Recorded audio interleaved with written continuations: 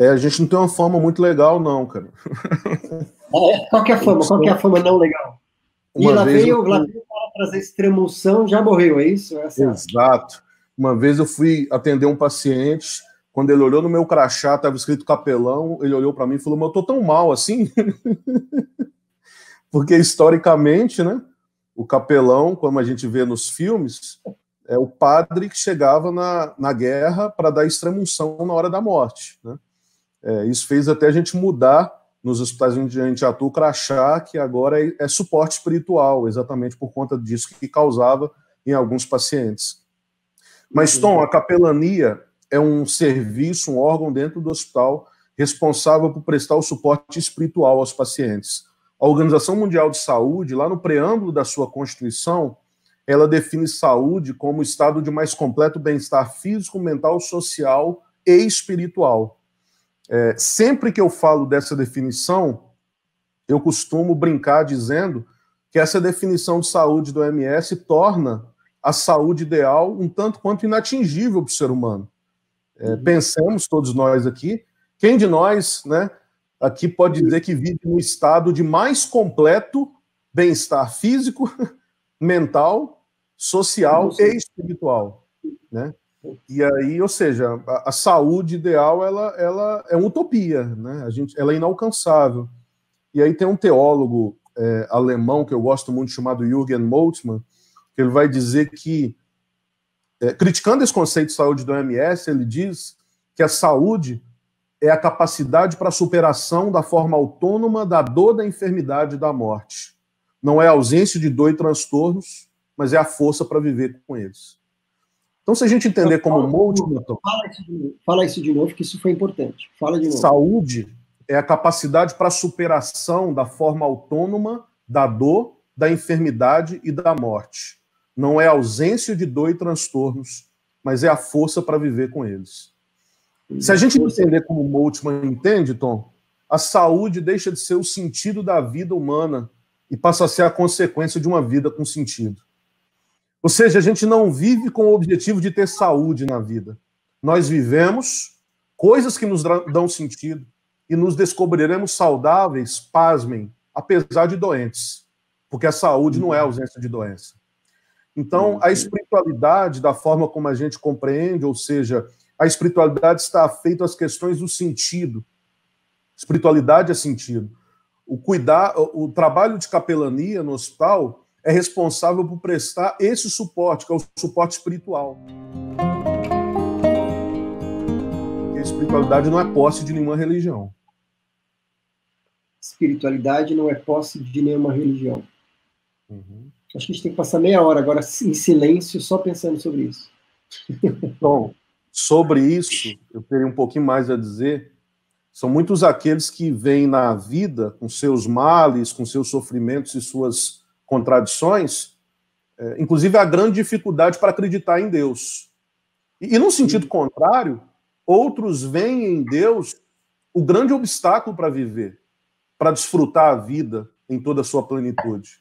Pois o Deus que muitas vezes é anunciado é um Deus que sempre manda, proíbe, ameaça, castiga, e aí tem a impressão que para a gente viver a vida com todas as suas possibilidades e riquezas, é preciso prescindir de Deus.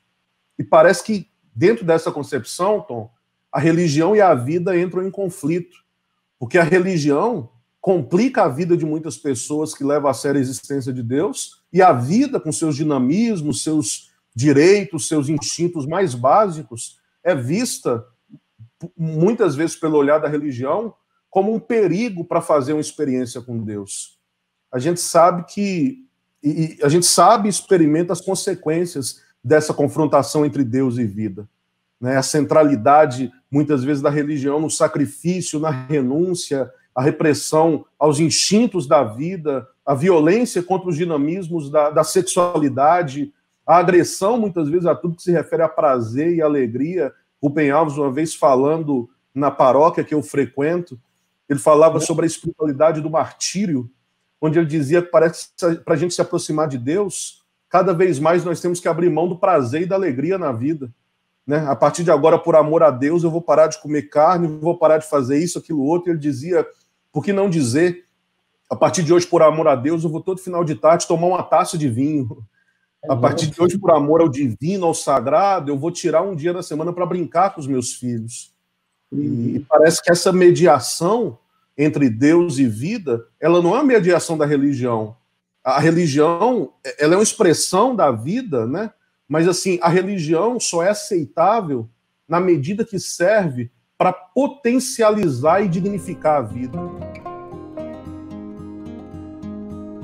E entrando especificamente, acho que também isso cria muita complexidade. Muitas vezes a religião, falando do tema nosso da semana, que é o luto, muitas vezes, muitas coisas que são impostas pela religião ajudam o luto, mas também muitas vezes podem atrapalhar a vivência do luto. Como que você vê o papel da espiritualidade nesse processo do luto para as pessoas? Eu acho que a espiritualidade é fundamental nesse processo, porque a gente está falando de descortinamento de sentidos. Eu acho que, sobretudo, o luto nada mais é, Tom, do que o processo de elaboração de uma perda ou de ressignificação de uma perda. E se a gente está falando de ressignificação, a gente está falando de significado, a gente está falando de espiritualidade. O que a gente perde muitas vezes é exatamente por conta dessa associação, onde eu não abordo elementos espirituais com o indivíduo em luto, exatamente porque eu penso, mas ele não tem uma religião. Isso não tem a ver com a religião. Tem a ver, na realidade, com os sentidos que aquele indivíduo aplica e a ressignificação desses sentidos naquele momento da sua vida, né? Então, se a gente está falando, Tom, a gente está falando de uma voz, na verdade, que precisa ser escutada. Em um mundo onde há tantos ruídos, né? Discursos ocos, um palavreado intolerante que a gente vê tanto, não é fácil a gente prestar atenção numa voz em especial. E o fato é que muitas vezes a gente vive em bolhas onde raramente entram vozes que nos comovem de verdade, como diz o poeta brasileiro, né? As grades do condomínio são para trazer proteção, mas também trazem a dúvida se não é você que está nessa prisão. E, no entanto, Tom, debaixo de tantos gritos e ruídos, anúncios, peças publicitárias, eu acho que continuam brotando palavras sinceras, palavras que a gente tem que se atentar para escutar. Talvez de trás de muitos gestos petrificados, de muitas palavras sem sentido, de muitas falsas seguranças, estão vozes que clamam por ajuda ou simplesmente com a necessidade de expressar uma dor, um desejo de paz, de consolo. E o verdadeiro desafio é escutar por debaixo desses discursos a palavra profunda, o canto tranquilo, ou uma voz que a gente precisa escutar no outro que nos põe em movimento. Porque saber escutar o outro é uma simples, mas profunda acolhida humana. Consiste tantas vezes na gente abrir espaço dentro da gente para a presença do outro. A gente vive mergulhado num vozerio que nos cerca, né? Vozes contaminadas por tantas coisas, pelo medo, pelo egoísmo, mas há gestos cotidianos que nos ajudam a descobrir em profundidade quem nós realmente somos, como um abraço, um beijo, uma mão estendida, um olhar sereno. Eu acredito que são gestos que quebram toda a pretensão de poder e desmascar esse impulso sempre que a gente tem de querer nos colocar acima do outro. Eu acho que são gestos que nos recordam que nós somos seres amados. Em todas essas palavras que eu estou dizendo aqui, todas elas resumem muito bem aquilo que é espiritualidade. Sobretudo, descortinar não é eu dizer para o outro qual o sentido da vida dele ou quais sentidos, quais elementos podem lhe dar sentido, mas, na verdade, quais são as potências descortinadoras de sentido que já está ao redor dele e que tantas vezes ele não percebe. Talvez não seja da morte necessariamente que as pessoas tenham medo, e talvez o medo venha de uma coisa mais trágica e assustadora, que é o medo de nunca ter vivido. Quando a gente não vê um sentido, resta apenas a mera existência. Entretanto, existir por existir pode ser insuportável. Existir só para cumprir tabela, sem encontrar um sentido pelo qual se existe, pode ser insuportável. Então, eu acho que a espiritualidade entra muito nisso. Né? Por favor, Tom.